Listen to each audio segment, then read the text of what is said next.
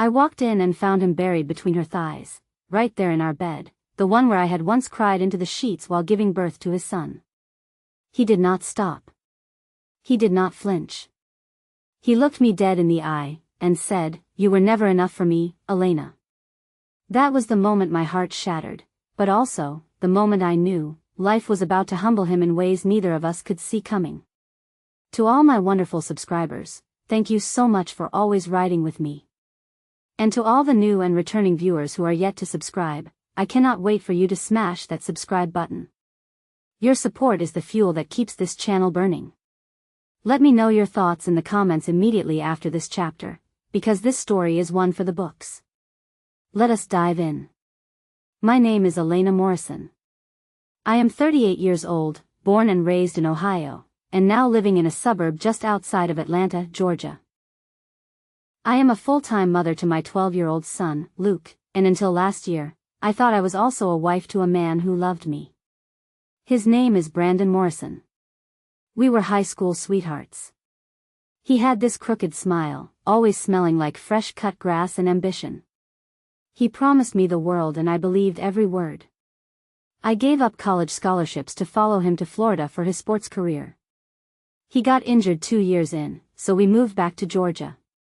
We built a home, started a family, and for over a decade, I was a stay-at-home wife, a cheerleader to his dreams, and the silent architect of our lives. And then, there was her. Sasha Bennett. A 26-year-old intern at the real estate firm where Brandon worked. Blue-eyed, blonde, seductive in ways that whispered danger. And for him, danger was more intoxicating than devotion. The first time I felt it, it was a gut thing. The lipstick stains on his collar were not mine. The odd, late-night gym runs that made no physical sense. I smelled vanilla and something I could not describe, a scent that was not mine, on our sheets. But when I asked, Brandon always snapped back with deflections. "You are paranoid. You are insecure because you let yourself go. Stop acting crazy, Elena." And for a while, I believed him. I stood in the mirror, pulling at my stomach, wondering if I had indeed let myself go. Wondering if Sasha's waistline and lifted chest had somehow replaced 15 years of loyalty and shared struggle. It was a Saturday afternoon. Brandon told me he was heading to an open house showing. But I had forgotten my phone charger, and when I got home from the grocery store, something felt wrong. The house was too quiet, too still. Then I heard it. Moaning. At first, I froze. I thought I was imagining it. But then came the unmistakable sound of skin against skin. I tiptoed upstairs. And what I saw will never leave me. My husband, my Brandon, was naked, tongue deep between Sasha's legs, in our bed, with our wedding photo on the nightstand beside them. They saw me. He saw me. But he did not stop. I screamed, "What the hell are you doing?" And he looked up, sweat glistening, eyes cold. Then he said the words that broke something primal inside me. "You were never enough for me, Elena. She makes me feel alive." No apology. No remorse. He did not even ask me to leave. He just turned back to her, as if I was a ghost in my own home. I did not cry then. I stood still, shaking, holding the plastic bag of groceries until the eggs fell and shattered across the hardwood floor. Then I said, "You have until tomorrow to pack your things or I will." But Brandon, he laughed. "Actually, Elena, I want the house. You can go stay with your sister or something. Sasha and I are starting over. This is my home now." He chose her. Right there. Without a pause. I walked out that day not just heartbroken, but stripped of every illusion I had built for 15 years. My world collapsed, but I was too numb to feel it. I stayed at my sister Jenna's place for a while. Luke was away at summer camp, thank God, so he had not witnessed any of it. I kept up the lie to him that Daddy and Mommy needed space. But deep inside, a storm was brewing. I was not just going to cry. I was going to rise. Because when someone throws you into the fire, you either burn, or you rise like a damn phoenix. And Brandon. He thought he had won. He thought youth and lust would last forever. But life was watching. And it was about to humble him in the most unimaginable way. From heartbreak to healing, and then a twist she never saw coming. When you hit rock bottom, the silence is deafening. It is not just the absence of love. It is the echo of memories that no longer mean anything. It is walking past your own reflection and barely recognizing the woman staring back at you. That was where I found myself. I moved into Jenna's guest room with nothing but a suitcase and a heart torn into pieces. I could barely eat. I could barely sleep.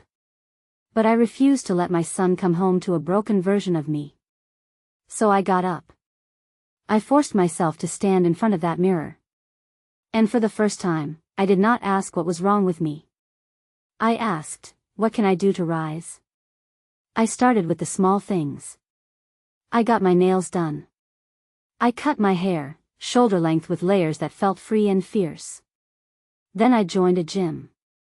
It was not about losing weight to compete with Sasha. It was about reclaiming myself. Rebuilding the strength he had tried to tear down. Every drop of sweat became a small form of revenge. Not against him, but against the brokenness he left behind. At the gym, I met a woman named Carmen, a divorced mother of 2 and a personal trainer. She saw the pain in my eyes and took me under her wing. She said, let us turn that pain into power. And that is exactly what we did. I lifted weights while lifting myself. I ran while running away from my past. And slowly, I started feeling like a woman again. When Luke came back from camp, I had no choice but to face Brandon again. We arranged for shared custody, alternating weekends and midweek dinners.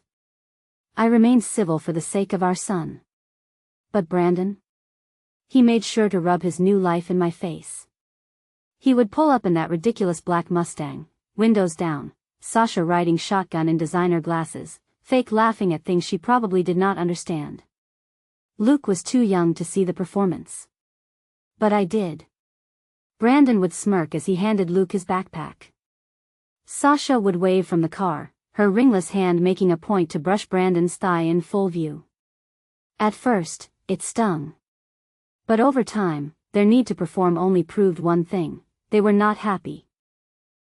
They were pretending. I had always been good with planning things, school events, family gatherings, even Brandon's firm parties. So I took a leap. With the little savings I had left, I launched my own event planning business, Elevated by Elena. I designed my first flyer in Jenna's kitchen. I posted it all over Facebook, Instagram, even handed it out at the gym. I begged for my first few clients, small birthday parties and baby showers. But I gave them everything. I poured my soul into every setup. Word started to spread. Within 6 months, I booked my first 6-figure wedding for a local influencer couple. Suddenly, my name was popping up in Atlanta's bridal circles. I was invited to vendor shows. Featured in blogs. Interviewed on a local podcast. And just like that, I was no longer Brandon's ex. I was Elena. The Elena. Meanwhile, on Brandon's side, the cracks in Brandon's perfect new world began to show slowly, but when they did, they were loud. Sasha was not interested in motherhood. She complained when Luke was around. She would accidentally schedule spa days during their parenting weekends. Brandon tried to hide it, but Luke started noticing. Why does Sasha always leave when I come? Daddy says she gets headaches when there's noise. Brandon's Instagram became suspiciously quiet. The post photos of champagne dates were replaced by memes about fake people and loyalty. I saw through it. Then came the calls. Hey Elena, can I switch weekends? Elena, Sasha's going through something. Can you keep Luke a bit longer? Elena, I might be late on child support this month. I kept it polite. But inside, I smiled. Life had begun its slow but deliberate payback. One rainy Thursday, I was setting up a private baby shower at a country club when Carmen ran up to me with her phone. Elena, you need to see this. It was a video. Someone had filmed Sasha screaming in the parking lot of Brandon's office. She was throwing a diamond bracelet at his windshield, calling him a lying, broke piece of garbage. Brandon was trying to calm her down, but she slapped his hand and yelled, "You cheated on me with that skank from HR? Are you kidding me?" My knees went weak. I had imagined their fall from grace 1,000 times. But I had never imagined Sasha being on the receiving end. It was ironic. I felt nothing for her. No pity. No joy. Just a quiet, cold awareness that this was the beginning of his end. A few days later, Brandon showed up unannounced at my office. He looked smaller somehow. Deflated. His once proud shoulders now slouched beneath a cheap jacket. "Elena," he said. "Can we talk?" I should have told him to leave. But I was not the same woman he broke.